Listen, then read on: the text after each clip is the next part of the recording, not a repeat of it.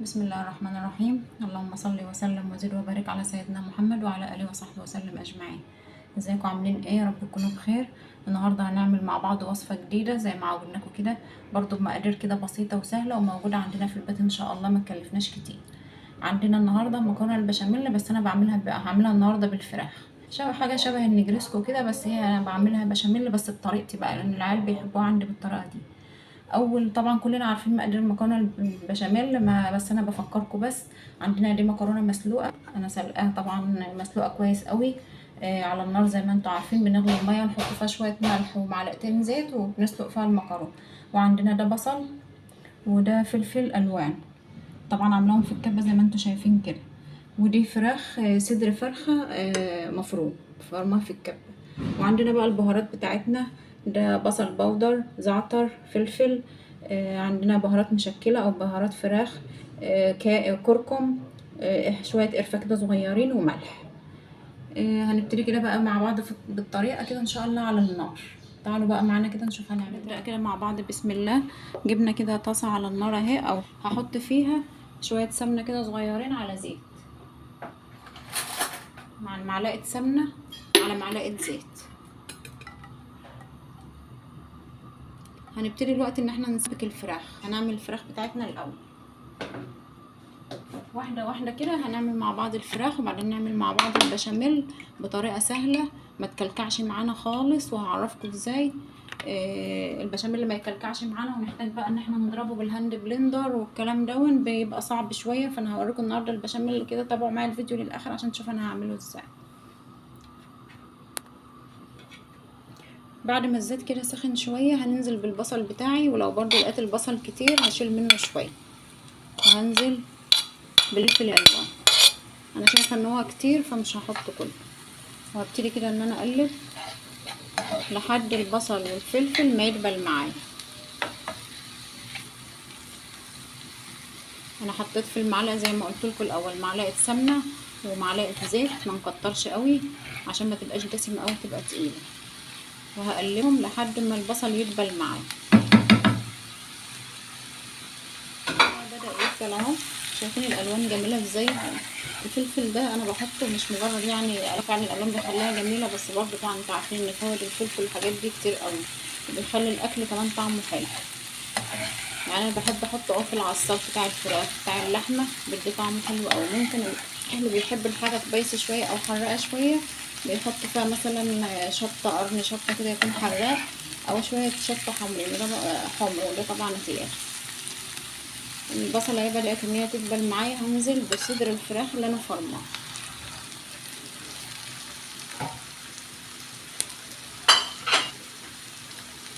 برضه عشان ما تعبش في التقليب قوي هضيف بقى معايا البهارات. انت ممكن تقولوا ان انا بضيف بهارات كتير شويه، بس بصراحه هي البهارات دي اللي بتدي للاكل طعم حلو.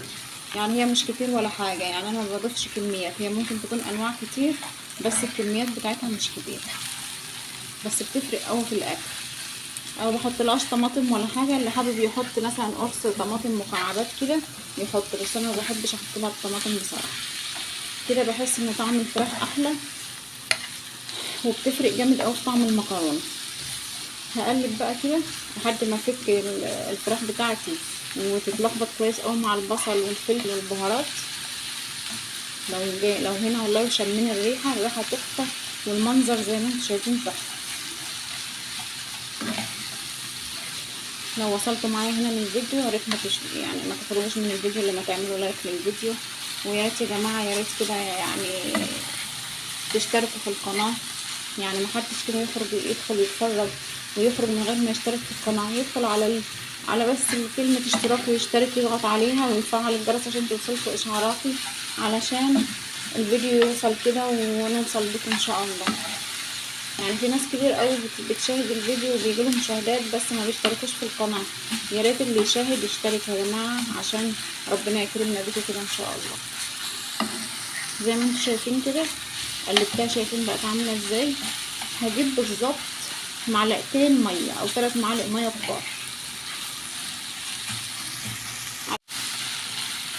هجيب 3 معالق ميه كبار وهضيفهم للفراخ بتاعتي، وههدي النار خالص زي الشمعة، زي ما بنوطي على الرز علشان يتشرب.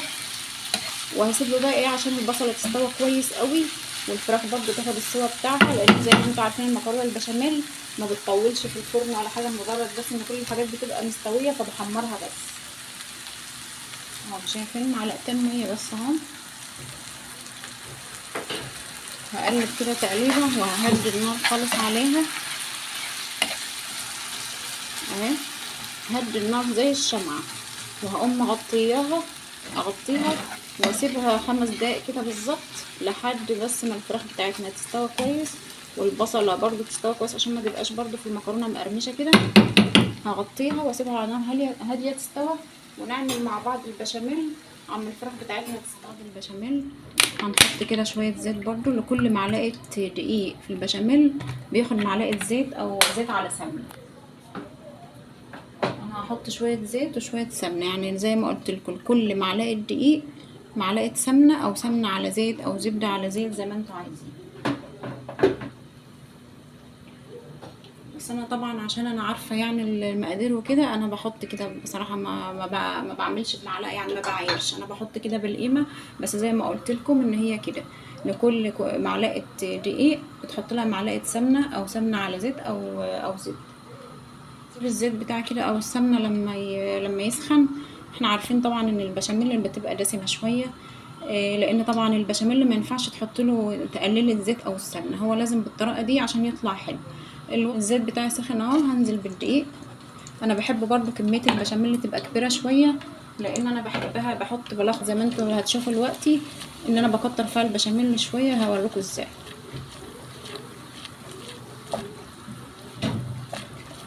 هبتدي كده اقلب لحد الدقيق بتاعي ما يبتدي يصفر كده وايه، وياخد لون اصفر كده شويه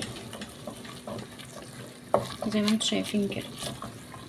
وطبعا التقليب البشاميل معتمد على التقليب، نقلب على طول على طول، واحنا بننزل بالكميه باللبن او بالشوربه، او شوربه على لبن، اللي بحبها بالشوربه بيلخبط شويه، نص شوربه ونص لبن وينزل بيهم. ننزل بكميه كبيره مره واحده، يعني الكميه دي هتاخد لها لتر لبن وزياده كمان، يعني ممكن لو اللبن ما كفاش بزود ميه، لو اللبن دسم بزود شويه ميه. بس اهم حاجه ان احنا ننزل بكميه اللبن مره واحده او السوائل مره واحده، ده اللي بيخلي البشاميل بتاعنا ما يكلكعش. شايفين شكله عامل ازاي؟ زي الكريمه اهو. ازاي بنقلب لما نشم ريحه الدقيق، نشم ريحه البشاميل كده والدقيق ريحته استوت وطالعه حلوه كده وريحه السمنه، ننزل بايه؟ باللبن بتاعنا اهو. اللبن دافيان، شايفين الكميه كبيره ازاي؟ انا هكتفي بكده لبن وهزود ميه، اللي ما بيحبش يزود ميه يكمل كله لبن، اللي بيحب الشوربه يحط كميه من اللبن على كميه من الشوربه، يعني مثلا كوبايتين لبن عليهم كوبايه شوربه زي ما انتوا عايزين. انا هزود ميه ولا ان اللبن بتاعي دسم، فانا هزود له ميه وهقلب على طول زي ما قلت لكم، ما نسيبوش، نقلب على طول. التقليب يا جماعه في المرحله دي اهم حاجه، يعني انتوا شايفين انه كان مكلكع معايا ازاي؟ من كتر انا ما قلبت بدأ يفك معايا اهو خالص. وما نخافش لما يكلكع في الاول، نضرب بسرعه زي ما انتوا شايفين كده، وما نشيلش ايدنا منه لحد ما يبتدي بقى ان هو يربط تاني. هنا كده شويه فلفل، احط شويه ملح بس مش كتير، الملح مش كتير، يعني ربع معلقه فلفل وربع معلقه ملح، وهقلب. اللي حابب يحط فلفل ابيض يحط، مفيش مشكله، لو مش عايزين يعني الفلفل لونه يبقى ظاهر كده في البشاميل. البشاميل بتاعنا مربط، شايفين السمك بتاعه عامل ازاي؟ عندي شويه كده جبنه مشكله، هحط له شويه جبنه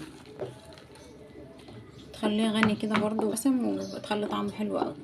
بنقلب بقى لما الجبنه تسيح، طبعا الحراره بتاعه البشاميل هتسيح الجبنه، ونروح بقى كده مع بعض ان شاء الله نجمع الصينيه بتاعتنا. استنى بس كده لما يغلي غلو عندي كده، يبتدي يعمل فقاقيع على الوش كده، او يبتدي يغلي من الجوانب، ويبقى كده خلاص استوى. هطعم طبعا هي لزقت بس في بعض كده عشان انا بقالي فتره سلقاها فبردت. هنزل بشويه من البشاميل على المكرونه اهو، البشاميل بتاعي اهو، هنزل كده بشويه بالبشاميل. طبعا الحاجات اللي احنا شايفينها في البشاميل دي مش مكلكعه ولا حاجه، ده الجبنه اللي انا حطاها لسه ما ساحتش قوي. وهبتدي افك كده المكرونه البشاميل. طبعا لما تقلبيه في المكرونه هيفكها خالص، ما تبقاش لازقه. صينيه مناسبه كده للكميه اللي انا هعملها، وهنزل بنص البشاميل، بنص المكرونه قصدي اللي انا لخبطت فيها البشاميل زي ما انتم شايفين كده، وهفردها كويس في الصينيه. طبعا انا ما دهنتش الصينيه ماده دهنيه ولا حاجه، لان طبعا البشاميل فيه زيت كتير وفيه سمنه زي ما انتم شايفين انا عاملاه، وفيه جبنه وفيه حاجات، بتخلي المكرونه ما تلزقش ولا حاجه. الدسم ده كله بينزل في ارضيه الصينيه وما بتلزقش، فما يحتاجش ان انا ادهنها عادي يعني.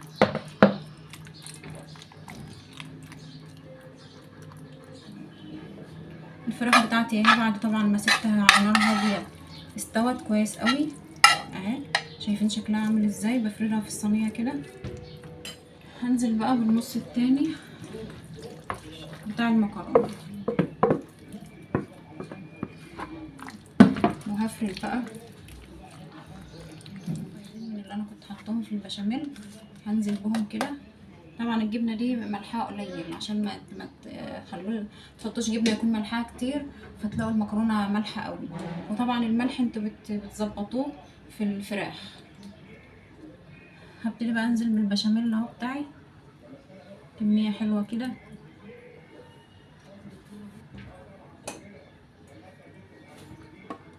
زي ما انتوا شايفين كده اهو.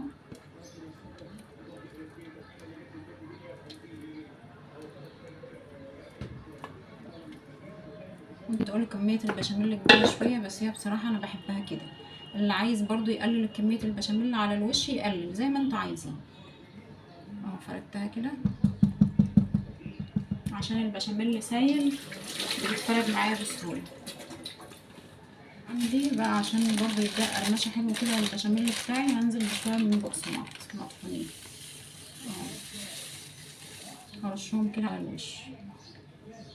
اللي حابب برضو يزود جبنه على الوش يزود، لكن انا خلاص هكتفي بقى بالجبنه اللي انا حطيتها جوه. بس على الوش كمان كده ايه شويه سمنه عشان يحمروا الوش. معلقه سمنه بس واحده كده عشان تحمر لي الوش كويس اهي. وهدخلها الفرن. هي طبعا زي ما انتوا عارفين كل الحاجه اللي فيها مستويه، يعني مجرد بس ان انا هحمر يعني ايه، احطها على الرف اللي تحت خالص لحد ما تاخد وش من تحت، لحد ما تحمر من تحت، وافتح لها الشوايه تاخد لون، وبعدين هوريها لكم بقى ان شاء الله في التقديمه بيبقى شكلها ازاي. الصينيه بتاعتنا بعد ما طلعت ازاي والريحه، والله لو شميت ريحتها بس كفايه. هتقوم الوقت اهو تعملوها.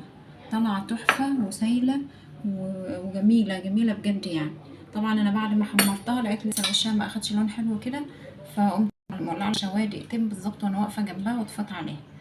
جميله. طبعا المفروض ان انا لو انتوا عايزينها قطعه كده ماسكه نفسها بنسيبها لما تبرد خالص، لكن انا الوقت حبيت كده بس اوريها لكم وهي سخنه كده عشان تشوفوا منظرها عامل ازاي.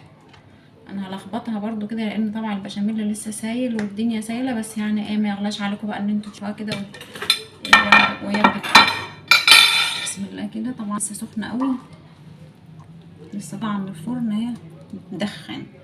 شايفين الفراخ وشايفين المنظر، شايفين. طبعا احنا لو قلت لكم زي لو سيبناها لما تبرد طبعا هتطلع قطع، فانا بس بوريها لكم كده. شايفين كميه البشاميل. وبعدين كمان احنا بنحب ناكلها كده يعني، انا والاولاد بنحب ناكلها كده، ما بنسيبهاش بصراحه، ما بنصبرش لما نسيبها تبرد. شايفين ازاي؟ شايفين منظر الفراخ؟ بصوا كده والله تحفه، الريحه والطعم فظيع. جربوها كده، نفسي كده تجربوها وتقولوا رايكم فيها ايه. ندوقها كده معاكم، ناخد كده حته. طبعا سخنه نار بس انا هدوقها برضو كده لان انا مش هقدر اصبر لما ادوقها. والله تحفه تحفه. جربوها وقولوا رايكم فيها ايه. في نهايه الفيديو ما تخرجوش من الفيديو غير لما تعملوا لايك للفيديو وتشتركوا في القناه وتفعلوا الجرس. وهستنى منكم كده تعليق حلو كده تقولوا رايكم ايه في الصينيه الجميله دي، وتجربوها وتقولوا رايكم فيها ايه. وفي نهايه الفيديو بقول لكم كده يعني رب كده اكون خفيفه عليكم، يكون فيديو جميل ويعجبكم. والسلام عليكم ورحمه الله وبركاته.